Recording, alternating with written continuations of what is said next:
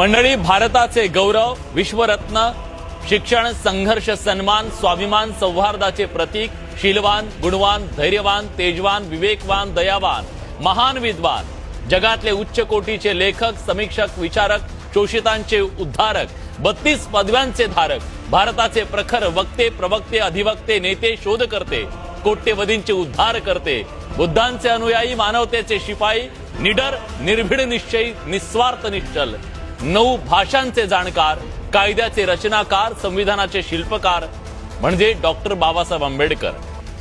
आज बाबासाहेबांची जयंती। शिक्षण, संघर्ष आणि सन्मान या 3 शब्दात ज्यांनी कोट्यवधींच्या आयुष्याचं सगळं सार मांडलं, त्या महामानवाला आज वंदन करण्याचा दिवस। लोक म्हणतात ते फक्त कायद्याचे जाणकार होते, मी म्हणतो ते अन्यायाविरुद्ध धगधगणारी मशाल होते। लोक म्हणतात ते संविधानाचे शिल्पकार होते, मी म्हणतो ते